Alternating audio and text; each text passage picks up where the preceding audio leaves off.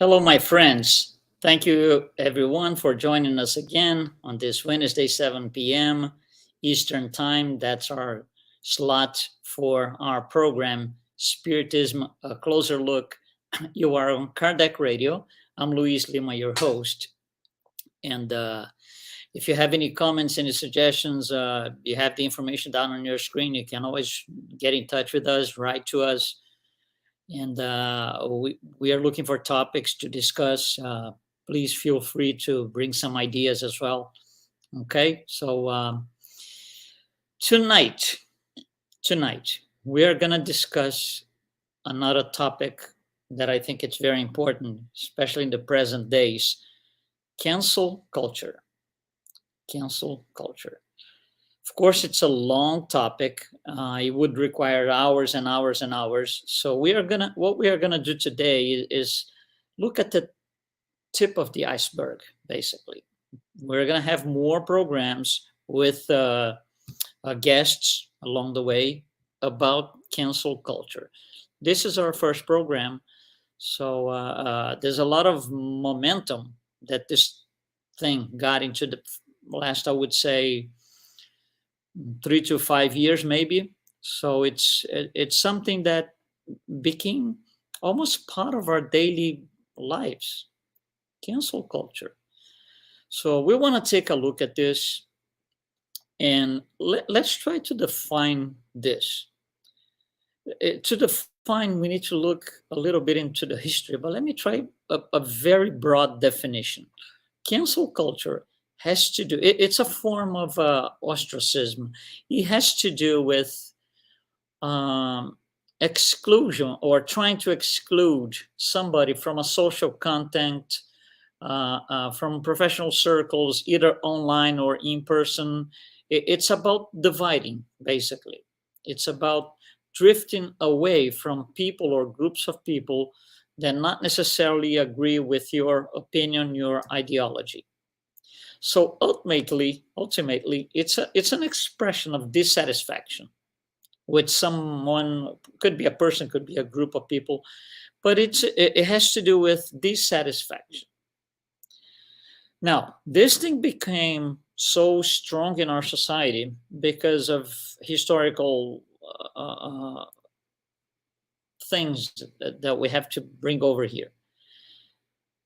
As we know it, cancel culture, as we know it, became more evident after the arrival and the eclosion, or the outbreak, I would say, of the social networks.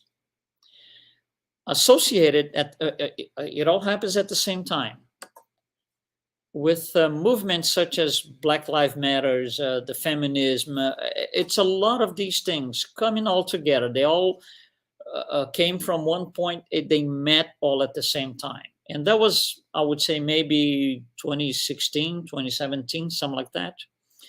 And there's a specific, I would say, event that became significant for the eclosion, for this outbreak of cancel culture. Actress Alyssa Milano, she became this bold voice at one point against sexual harassment, speaking up and standing tall against sexual harassment, bringing a new level of conscience. As a result, several powerful people in Hollywood, probably the most significant case is filmmaker Harvey Weinstein. He was actually sentenced to 23 years in prison because of several different cases of sexual harassment. So that event gave a lot of power to a lot of people by realizing, if we put pressure on groups, on people, on businesses that we don't like, that we want to go against, to, because of the internet, it became so powerful. It will generate something. It will generate something. And that's how this thing started, with the social tradition where women, especially in Hollywood, women had to abide to the rules dictated by those in power, so they could get, work, they could get a job, they could, you know, just participating in films and movies, and so otherwise they would be just set aside. So this is kind of a turning point. It's not the only thing, but it's an important case. So this thing about canceling people or groups became more evident that by doing this we could really exclude people, exclude companies, exclude businesses, and just cancel them. And it became more intense, a lot more intense, against public figures, celebrities, politicians. So speaking up your voice against these people or groups of people became something relevant in our society. What is cancel culture trying to accomplish? It needs to be well understood. We're looking at this from the social point of view, society. We're not in Spiritism yet, but we need to know what this entails so we can bring the Spiritist view on top of all of this. So, what is cancel culture trying to accomplish?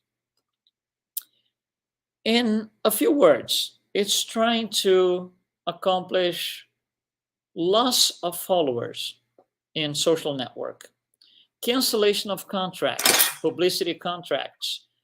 We could summarize with an expression that I really like. It's called virtual lynching.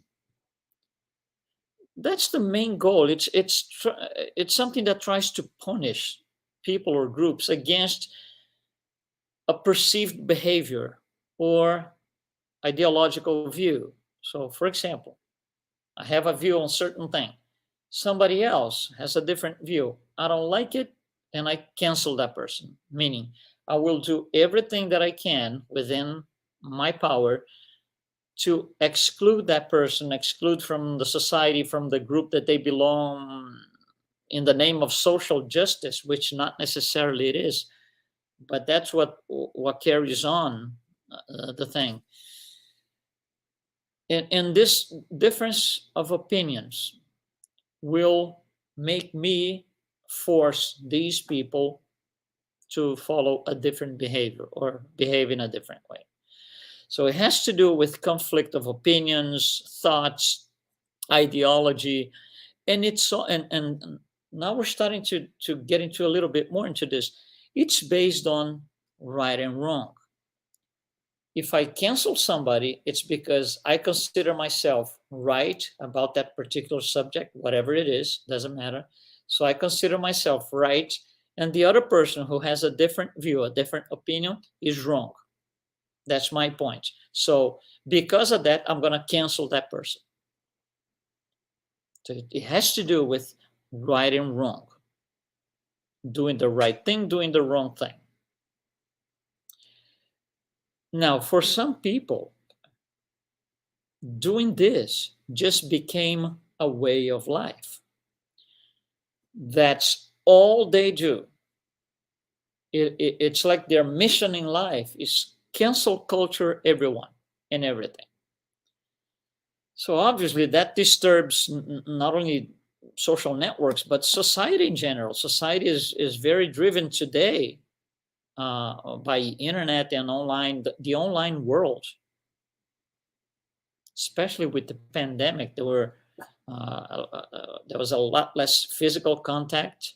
So we spent 2 years doing a lot of social networks and online stuff, not necessarily social networks, online in general. So this thing spread really quick and in a very strong way. Okay, now,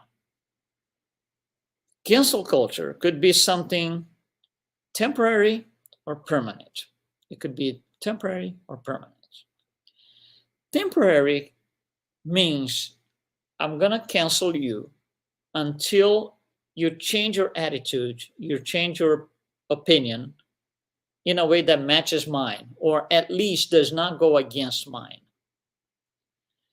And that will be temporary. I'm going to be waiting for you to, move and make your change. And I'm going to be here. The day you do that, I will uncancel you, per se. That's temporary canceling. There's also permanent canceling, which is It's very radical,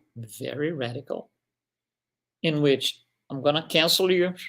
I'm going to erase all evidences that we ever had any sort of contact, email, social networking interaction, everything, absolutely everything. It's going to wipe out you from my life. That would be a very broad idea about permanent canceling. No matter what you do from here on, no matter if if you're sorry one day and you do a different behavior, it just doesn't matter. That was it. There was that one. It's a one-way street. And because of our society became so digital, right? Our society, a lot of what happens in society happens in a digital environment, social networks being the most of them. And because it's all digital, it's 0 and 1. That's what the digital world is, 0 or 1. Yes or no, right or wrong, cancel or don't cancel. There's nothing in between. It's either yes or no. There's no, well, let's analyze, let's see. No, there is no such a thing. It's a full yes or a full no, nothing in between. That's what a digital society is doing to us. And these things, they pop up everywhere on internet, public speeches, TV, radio, all sorts of broadcasting, including advertisements. Sometimes a company puts an ad on TV, people don't like, they cancel culture on the company. They, you know, there is no boundary. There's no boundary. So we become, there are several different methods of cancel culturing, somebody canceling, shunning, boycotting, expelling people from groups, bullying, all of those. If you go to that place, I don't go because, I canceled you. So it's really complicated. All right, this is our society today. Let's go back in time. Let's revisit facts of history. Jesus was canceled. Of course, we didn't have the expression cancel culture in those days, but he was canceled by the scribes, by the Pharisees, by the Sanhedrin. He was canceled, right? Inquisition. What is the Inquisition other than we are going to cancel all of those, everyone and anyone that does not follow my rules, church rules at the time. So these are the rules. You follow or you get canceled.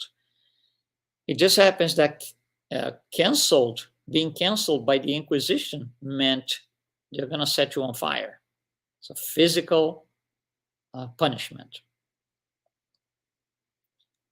Abortion is cancel culture because you're canceling the opportunity that somebody would have to incarnate. It's a form of cancel culture. You see how broad this thing is? That's why we can't do it all in 30 minutes. This is the tip of the iceberg. So there is no, and that's the next thing, there is no clear line or limit between cancel culture and violence. One leads to the other. So we became extremely violent in our social networks, intimidating, cyberbullying, and it goes on and on and on. Now, a few things that we need to consider. Let's say I'm canceling somebody because I think they had a wrong behavior. Again, of course, I think I'm right. That person thinks differently. So that person is wrong, and I'm going to cancel that person. Think about this. What if I'm canceling somebody for something they did not do? What if I cancel somebody because I think I'm sure they did something, but they didn't? That's trouble. For who? For that person? No, for me. I'm going to have to offset that. Here's another situation. We do these static judgments on past actions and we cancel the person in the present. For example, I'm going to cancel that person because 35 years ago he had this particular thought, or he supported this particular thing that I don't today. He supported 35 years ago, not necessarily today. It's a static judgment that can easily, very easily, lead to cancel culture. So we are trying to use in cases like this, we are trying to use the past to validate the present. Spiritism is about evolution. So it all comes down to, it depends on interpretation, not necessarily the actions of the person. It's how I interpret those actions that makes me cancel. Right? Very complicated, very difficult. It's very easy to go wrong. And that happens because of a lot of things. Age, gender, sexual orientation, opinion, professional, political ideology, racism, and it goes on and on and on. And not only people, it jumps over at a certain point, maybe a couple of years ago, it started to jump over outside the personal arena. And now we do that against companies, enterprises, businesses. So what happens when I cancel permanently somebody? It's a process of castellation of the self. I'm putting like a castle. I'm going into a personal castle. I build up a castle around me. Nobody gets in. I don't want any interaction with these people, which is not very good, because we grow and we advance because we interact with others. So it's all based on right and wrong. And we explained this a few weeks ago. Actually, let me bring this to you because I insist on this because I think it's really important. This is the spirit scale, right? We spoke about this in the past. Down here you have the less advanced spirits, impure, frivolous, and so, going up to the more advanced ones, pure, high order ones. That has to do with moral and intellectual development. So if you're right or wrong, it's on the same spectrum. I can be doing something here today that I think it's right. Time goes by, will get better. When I'm up here, I'm going to look back and say, wow, when I was down here, I thought that was right.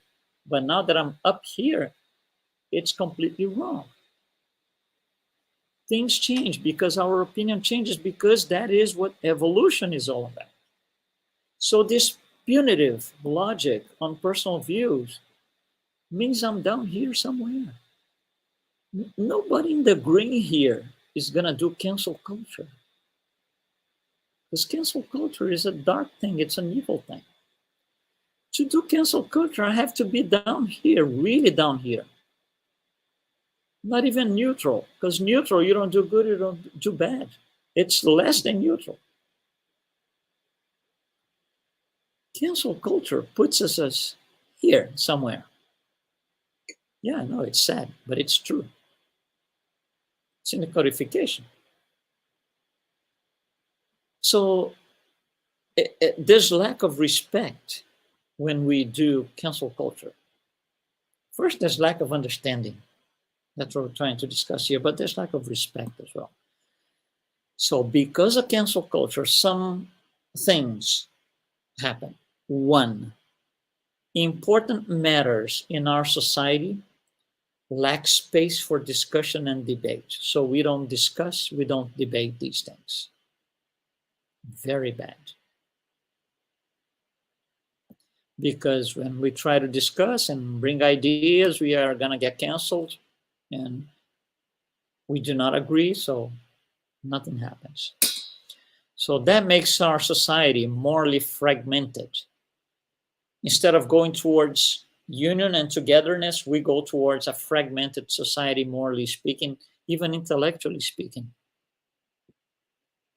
So you see, you cannot attach culture, cancel culture, to happiness, because happiness is not down here, it's up there.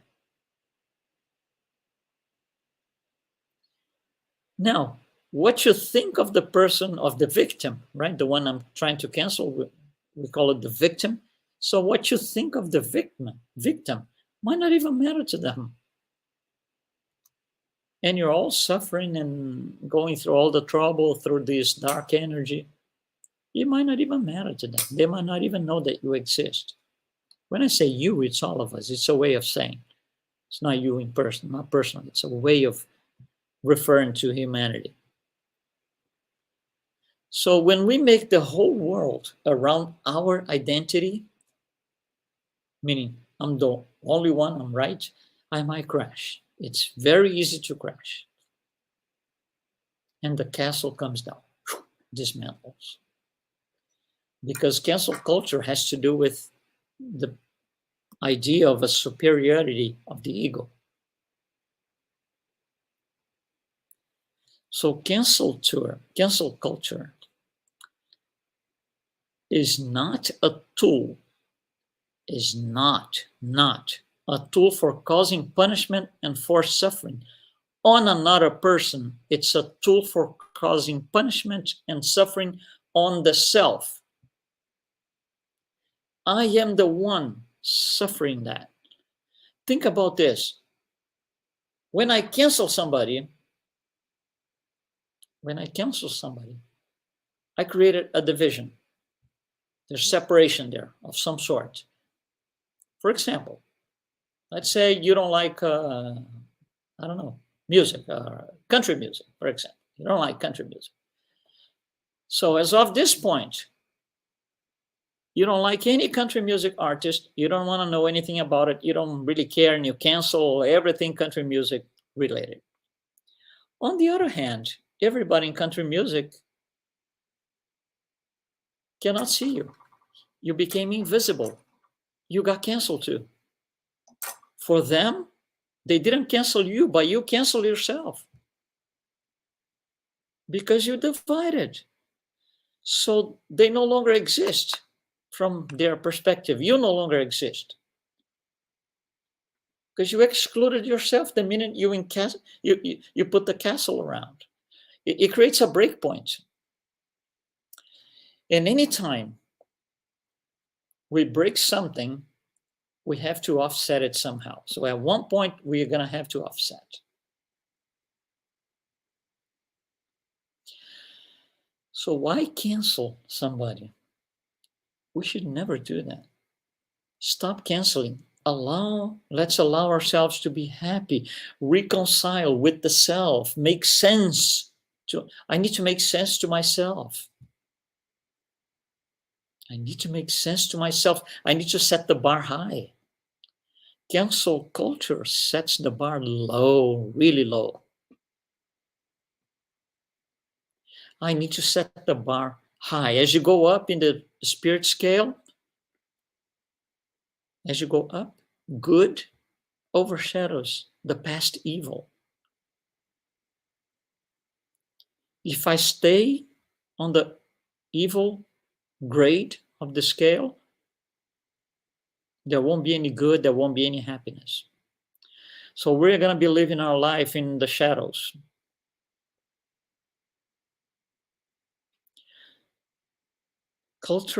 Cancel culture is dark. Think about it. Canceling someone opens the door for someone to cancel you back. And then somebody told us, don't do to others what you don't want the others to do to you. When I cancel somebody, I am opening the doors to be canceled back or by somebody else. And I ask you, on a scale from 1 to 10. 1 to 10. How much would you like to be a victim of cancel culture? Very likely you don't want to do that. So it might be a good time to reflect upon the subject, live a better life. Cancel culture speed bumps ourselves. Speed bump. You have to hit the brakes. It prevents you from going ahead faster, because now you're going to have to offset something that you did. And the more you do, the more you're going to have to offset. The more speed bumps you create for yourself along the way. Cancel culture speed bumps ourselves. Cancel culture is a philosophy. Is it the best philosophy? Spiritism is a philosophy. And if you believe Spiritism, and if you subscribe to it, cancel culture is an abomination, because it goes head to head, goes just like that, against Spiritism.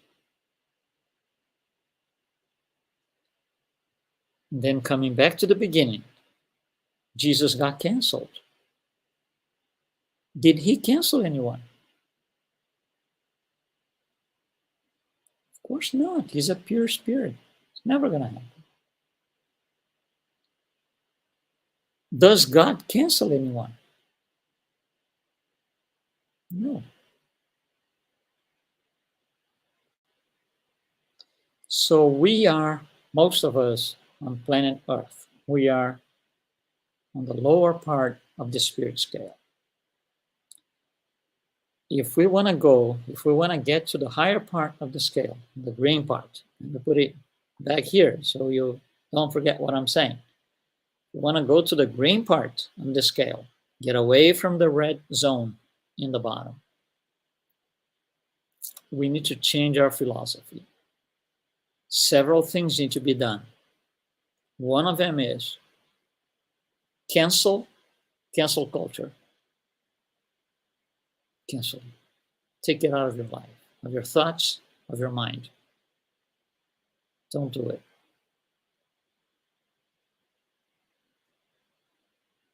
I'm Luiz Lima. Thank you so very much for joining us today. Like I said in the beginning, this is a broad, very broad subject. We are going to discuss this a little bit more in other opportunities in the upcoming weeks. We're going to have guests discussing and bringing different ideas here. And thank you so much for being with us tonight. And we'll see you.